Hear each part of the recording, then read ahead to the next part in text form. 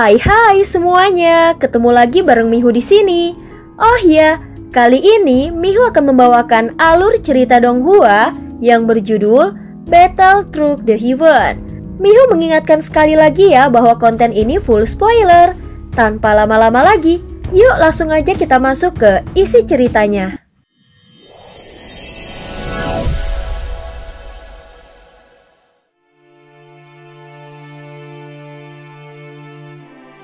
Melanjutkan dari kisah sebelumnya.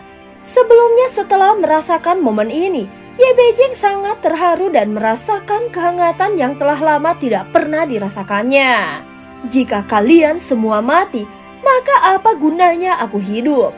Saat itu aku akan berinkarnasi bersama kalian dan memulai semuanya dari awal. Ucap Xiaoyan mengangkat cangkir araknya dan tertawa terbahak-bahak. Entah karena pengaruh alkohol atau karena itulah yang benar-benar dia pikirkan, sehingga tawanya terdengar lepas. Namun di balik tawa itu matanya perlahan memerah. Hampir saja aku melupakan kalian. Ayah, kakak pertama, kakak kedua. Ucap Xiaoyan tersenyum pahit dan bergumam pelan. Kini dia tidak lagi memiliki seorang ayah ataupun saudara.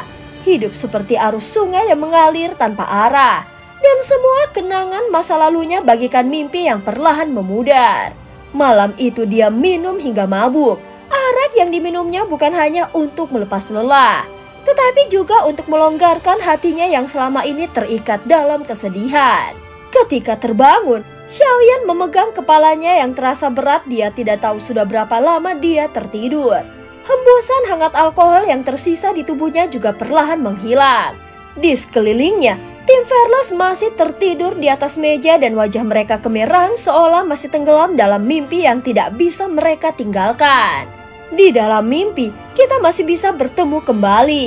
Xiaoyan masih bisa tersenyum tipis dan dengan lembut melepas tangan Xiaozan yang tertidur di atas bahunya dan dia masih terlelap. Sementara itu Ratu duduk di sampingnya, menyiapkan teh panas untuk Xiaoyan, seolah-olah sudah memperkirakan kapan Xiaoyan akan terbangun.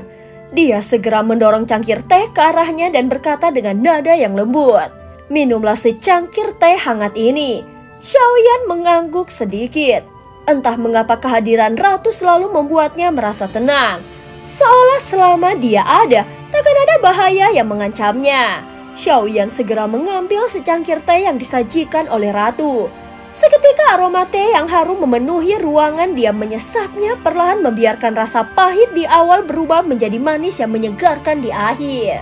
Rasanya lebih baik sekarang, ucap Xiaoyan. Ratu tersenyum mendengarnya. Senyumannya tampak menawan tanpa sedikit niat tersembunyi di dalamnya. Terima kasih Ratu.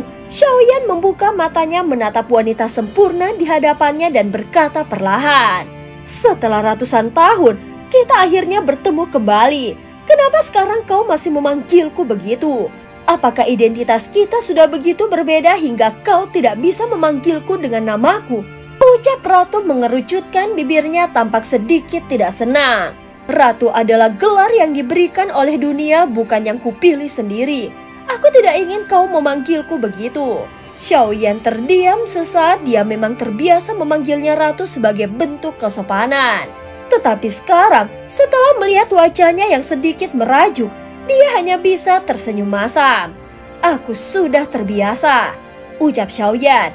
"Panggil aku Nanfu. Kalau tidak, aku akan marah." Saat mengatakannya, Ratu menatap Xiaoyan dengan serius hingga Xiaoyan hanya bisa mengangguk dengan pasrah. "Baiklah, mulai sekarang aku akan memanggilmu Nanfu." Mendengar kata-kata Xiaoyan, seketika wajah Ratu kembali berseri dan ada senyuman manis yang terukur di wajahnya.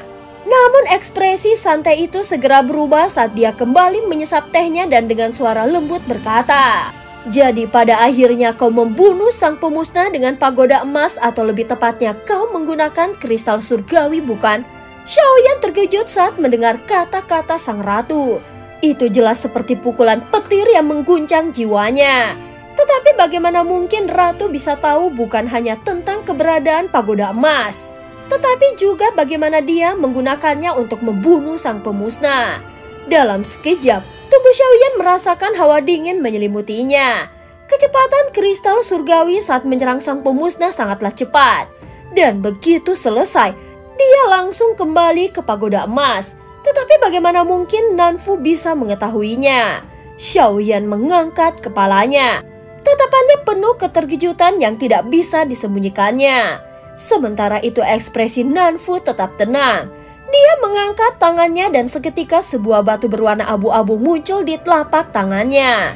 Ini adalah peninggalan dari zaman kuno. Jika aku tidak salah, namanya adalah kristal surgawi, bukan? Di saat yang sama pagoda emas di dalam tubuh Xiaoyan bergetar hebat. Seolah-olah sangat mendambakan benda yang ada di tangan Nanfu. Energi dari dalamnya juga beresonansi dengan kristal surgawi sehingga menciptakan gelombang kuat yang hampir tidak bisa dikendalikannya. Xiaoyan hampir bisa memastikan bahwa kekuatan itu berasal dari lapisan ke-14 Ling Buyan atau mata air roh pemulihan yang berasal dari lapisan ke-15. Sejak mendapatkan kristal surgawi dari Tianwu, dia belum sempat mempelajarinya secara mendalam.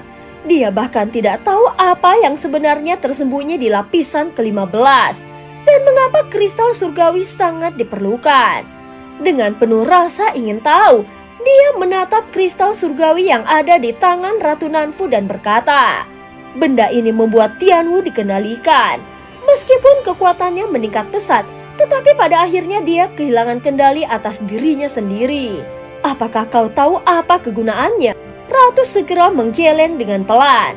Aku tidak tahu pasti.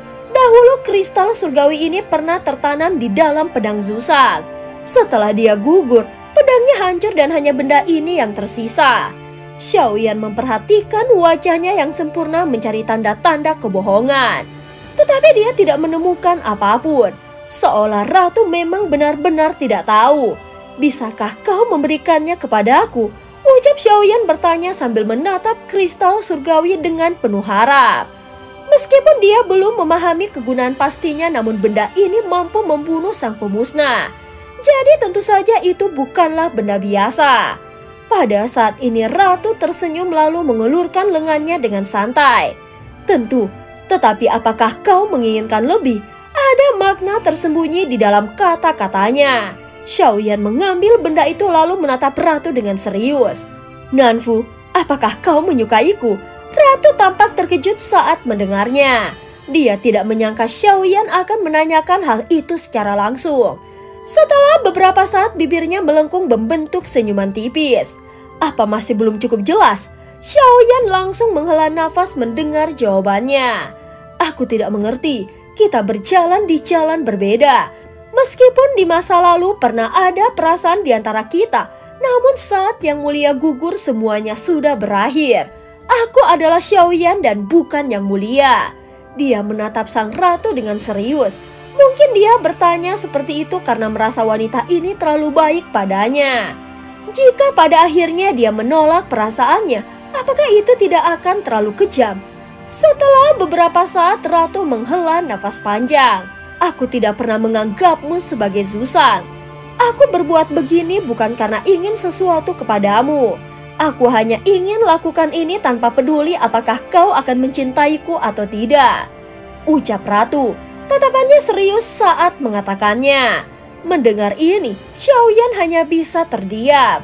Tidak bisa dipungkiri bahwa Ratu memang luar biasa cantik. Seorang wanita yang tiada duanya di dunia ini.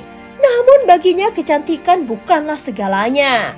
Saat ini dia bahkan tidak bisa melindungi istri-istrinya sendiri. Jadi bagaimana mungkin dia melibatkan lebih banyak orang di dalam kehidupannya?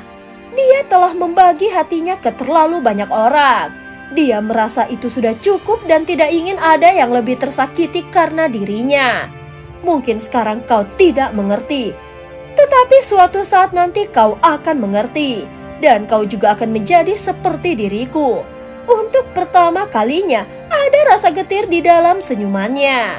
Namun Xiaoyan tidak ingin memikirkannya lebih jauh. Dia meletakkan cangkir tehnya dan bangkit lalu memberi hormat kecil kepada Ratu.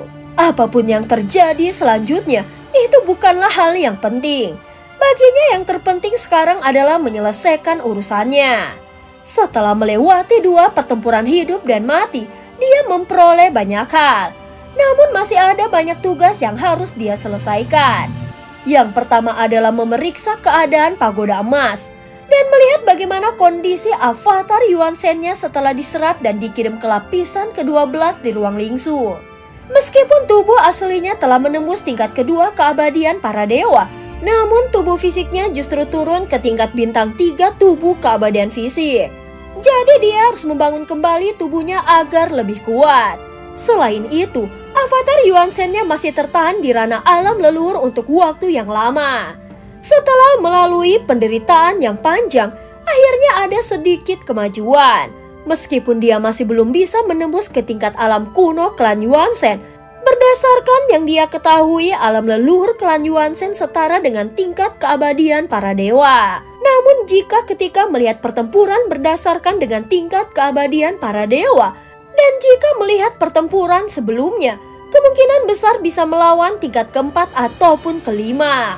Mungkin setelah mencapai tingkat alam kuno, dia bisa melangkah lebih jauh, hingga bisa melawan tingkat ke-6 atau ke-7. Namun ini semua hanyalah perbandingan kasar. Dalam pertempuran sebenarnya segalanya tidak hanya bergantung pada ranah kekuatan. Perubahan yang terjadi dalam pertarungan bisa sangat tidak terduga. Oleh karena itu, perkembangan kekuatan sejati hanya bisa diuji dengan pertempuran sesungguhnya. Setelah beberapa saat, Xiaoyan tiba di ruang tertutup di atas batra demi keamanannya. Dia dengan hati-hati menggunakan kekuatan jiwanya untuk memasang beberapa segel pelindung sederhana. Dengan satu ayunan tangannya, dia melemparkan tahanan roh keluar dari dalam lengan jubahnya. Tahanan roh yang berukuran sebesar kepalan tangan melayang di depan Xiaoyan. Dengan mata yang masih mengantuk, dia perlahan membuka kelopak matanya. Sudahlah, tidak perlu berterima kasih secara khusus kepada aku. Hal ini adalah hal khusus yang aku harus lakukan. Sebelumnya kau telah menyelamatkan nyawaku sekali. Ucap tahanan roh menjilat bibirnya seolah sedang menunggu ucapan terima kasih dari Xiaoyan. Jika aku mati, kau pasti akan ikut pergi bersamanya, bukan? Ucap Xiaoyan segera mengangkat alisnya sedikit. Wah, jangan bicara seperti itu. Kata-katamu menusuk hatiku. Tahanan roh langsung membesarkan dan menampilkan ekspresi penuh kesakitan. Kalau begitu, kenapa kau tidak menyelesaikan formasi sebelum aku terjebak? Tatapan Xiaoyan dipenuhi amarah dan niat membunuh. Melihat tuannya marah, tahanan roh langsung menciut. Matanya penuh rasa bersalah seolah-olah takut untuk dihukum. Kau bilang kau setia tetapi nyatanya kau licik dan tanpa perasaan. Xiaoyan melanjutkan kata-katanya dengan nada yang tajam. Tahanan roh berkedip gugup tampak ragu-ragu untuk menjawab. Namun setelah mendengar ucapan Xiaoyan, dia akhirnya tidak bisa menahan diri lagi. Aku selalu membalas budi tuan. Saat itu situasinya sangat rumit. Kupikir bajingan kecil itu tidak bisa berbuat banyak terhadapku. Aku sudah siap untuk mengorbankan nyawaku untuk mengeluarkanmu dari sana. Setelah berkata demikian, tahanan roh tiba-tiba terhenti sejenak tanpa ragu-ragu. Xiaoyan terus menatapnya dengan tajam menunggu kelanjutan jawabannya. Namun Ratu menghentikanku. Dia melarangku untuk bertindak. Ekspresi Xiaoyan tampak tenang tanpa sedikit pun ada tanda-tanda keterkejutan. Sejak akhir pertarungan, setelah melihat kondisi Ratu, dia sebenarnya sudah menebak hal ini. Semua yang terjadi mungkin bukan sepenuhnya rencana Ratu, tetapi dia pasti sudah mempersiapkan jalur keluar bagi Xiaoyan. Bahkan kemunculan tahanan roh pun seolah-olah sudah diperhitungkan sebelumnya. Setelah mendengar penjelasannya, Xiaoyan tidak bertanya lebih lanjut. Dia perlahan menutup matanya kemudian memasukkan tahanan roh lagi ke dalam lengan bajunya dan tenggelam ke dalam pikirannya sendiri. Meskipun dia tidak bisa memahami sepenuhnya niat Ratu, dia sadar bahwa tidak semua hal perlu dia ketahui. Xiaoyan sangat yakin akan hal itu. Tanpa sedikit dia percaya satu hal bahwa Ratu tidak akan mencelakainya. Xiaoyan bisa yakin akan hal itu dan tanpa sedikit keraguan. Dia merasa Ratu tulus terhadapnya. Bagaimanapun, dia telah merencanakan banyak hal demi pertumbuhannya. Dan bahkan dengan paksa membuka jalan bagi kekuatan Xiaoyan. Di bawah bimbingan sang Ratu, kekuatan Xiaoyan juga terus meningkat selangkah demi selangkah. Saat Xiaoyan memasuki pagoda emas, Zanlao tiba-tiba muncul di sisinya. Kau seharusnya sudah mengerti bahwa saat itu pagoda emas tidak bisa muncul begitu saja. Pagoda emas bisa merasakan peningkatan kekuatanmu yang tidak wajar. Jadi dia memilih untuk tidak merespon panggilanmu, ucap Zanlao menjelaskan dengan suara tenang. Sejak kemunculan cahaya pemusnah, Xiaoyan sebenarnya sudah memahami alasan di balik keheningan pagoda emas tersebut.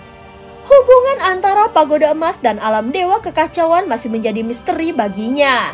Tetapi dia yakin bahwa kedua entitas itu memiliki keterkaitan yang mendalam. Selain itu, pagoda emas tampaknya sangat takut terhadap alam dewa kekacauan. Dalam kondisi normal, pagoda emas itu seharusnya turun tangan untuk menyelamatkan Xiaoyan. Namun jika melakukannya, maka itu akan memancing kehadiran eksistensi yang jauh lebih mengerikan. Jadi pagoda emas lebih memilih untuk tetap diam. Xiaoyan memahami ini dengan baik. Dia juga tidak ingin berdebat dengan Zanlao dan tetap menghormatinya. Sekarang kau telah berkembang. Kau bukan lagi bocah sembrono seperti dulu, ucap Zanlao. Banyak hal yang kini bisa Xiaoyan pahami sendiri bahkan tanpa harus mendengar penjelasan dari Zanlao. Tak lama setelah itu, Xiaoyan melangkah menuju ke lantai 12 di dalam pagoda emas. Begitu memasuki ruangan, sebuah tinju besar yang menggetarkan langit dan bumi langsung menghampirinya. Tinju itu membawa kekuatan petir yang dahsyat dan hanya beberapa jengkal dari mata Xiaoyan. Pemilik pintu tersebut adalah boneka klan Yuanzhen yang langsung menyambut Xiaoyan di ruang lingsu. Jelas sekali bahwa kekuatan yang dimiliki Xiaoyan saat ini mustahil baginya untuk menahan avatar Yuanzhen. Namun itu semua sudah berada di dalam perhitungannya. Jin Huanzhen, apakah kau ingat klan Yuanzhen ini? Tanya Xiaoyan. Aku sudah mulai melupakan segalanya. Sebuah suara samar terbenam di benaknya. Itu berasal dari sisa kesadaran Jin Huanzhen yang dulu berasal dari dunia kuno dewa abadi dan iblis. Namun kini kesadarannya semakin melemah. Jin Huanzhen segera muncul tetapi tubuhnya nyaris menghilang. Seolah-olah sisa kesadarannya hampir sepenuhnya menghilang. Xiaoyan menatap boneka klan Yuanzhen itu yang ada di hadapannya yang sudah tidak bergerak. Saat kekuatan jiwanya menyapu tubuh klan Yuanzhen itu, Xiaoyan menyadari bahwa boneka ini sudah tidak dikuasai oleh siapapun. Tampaknya setelah memasuki ruang lingsu, entitas ini telah sepenuhnya terisolasi dari dunia luar, sehingga koneksi yang dimilikinya sebelumnya akhirnya terputus. Bagi Xiaoyan, ini adalah kabar baik. Jika dia bisa merebut kembali boneka klan Yuanzhen ini, maka dia akan memiliki dua avatar klan Yuanzhen. Selain itu, boneka klan Yuanzhen yang ada di depannya ini jauh lebih kuat dibandingkan dengan avatar miliknya. Bagaimanapun, avatar Yuanzhen ini telah mencapai setengah langkah alam kuno. Jika kedua avatar Yuanzhen ini dapat digabungkan melalui penggabungan tubuh, maka tubuh fisik aslinya mungkin bisa mencapai tingkat yang belum pernah ada sebelumnya. Bahkan dengan kondisi terbaiknya dia mungkin bisa mencapai tingkat alam kuno. Jika itu terjadi, maka Xiaoyan akan memiliki kekuatan untuk bertarung melawan langkah kelima keabadian para dewa. Avatar Yuanzhen ini bisa dibilang sebagai salah satu keuntungan terbesar yang diperolehnya dari pertempuran sebelumnya. Namun tubuh avatar ini penuh dengan aura kematian, sehingga Xiaoyan tidak yakin apakah dia masih bisa merebutnya. Saat ini dia mengamati avatar Yuanzhen dengan seksama. Ruang lingsu di sekelilingnya juga tampak dalam keadaan kacau. Tetapi setelah beberapa saat segera pulih dengan sendirinya. Xiaoyan segera mengarahkan pandangannya ke sudut ruangan. Di sana gelasir darah raksasa dan Daji tampak menyusut ketakutan. Mereka meringkuk seperti makhluk yang baru saja mengalami penderitaan hebat. Xiaoyan mengulurkan jari dan ingin menyentuh bagian tengah atas boneka klan Yuanzhen. Dia berniat untuk memeriksa kondisinya lebih lanjut dan melihat apakah dia masih bisa dikendalikan. Namun tepat saat kekuatan jiwanya menyusup masuk, avatar Yuanzhen langsung bereaksi seolah-olah terkena serangan listrik. Seluruh tubuhnya mulai bergetar dengan hebat dan auranya menunjukkan tanda-tanda akan meledak. Xiaoyan segera menarik kembali kekuatan jiwanya dan mulai berpikir. Seperti yang kuduga, ini gaya khas Taisu. Jika mereka tidak bisa memilikinya, maka mereka akan menghancurkannya. Jika dia tidak bisa mendapatkan avatar klan Yuan-sen ini, maka satu-satunya pilihannya adalah menghancurkannya. Namun sebelum mengambil keputusan, dia meminta tahanan roh untuk memeriksanya. Setelah tahanan roh muncul di dalam ruang lingsu, dia segera memfokuskan kekuatan jiwanya pada avatar klan Yuan-sen. Setelah beberapa saat dia menghela nafas panjang. Seperti yang kuduga, ada pembatasan kompleks di dalam tubuhnya. Itulah sebabnya saat kau mencoba menguasainya, dia hampir saja meledakkan dirinya sendiri. Ucap tahanan roh kemudian mengalihkan pandangannya ke arah Xiaoyan. Aku bisa menghapus pembatasan ini tetapi akan butuh waktu. Jangan terlalu keterlaluan. Kita ini teman, kau bukanlah bawahanku.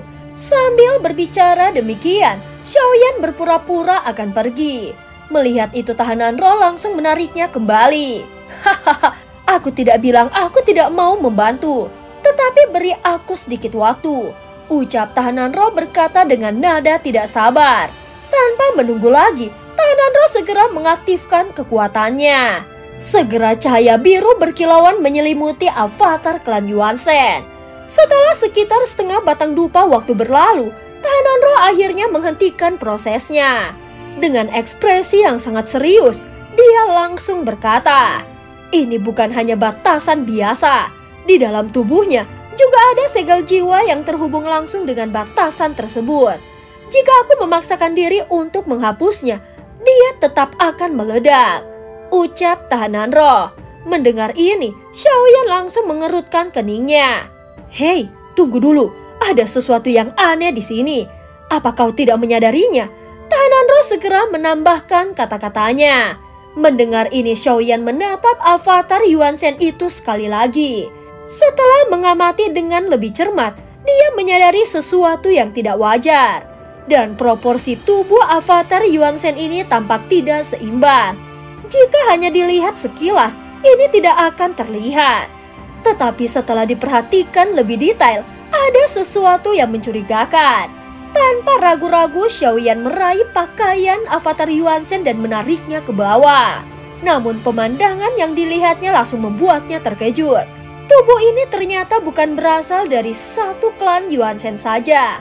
Sebaliknya itu adalah hasil gabungan dari beberapa klan Yuan-sen yang berbeda. Kemudian dijahit menjadi satu menggunakan teknik rahasia Taisu.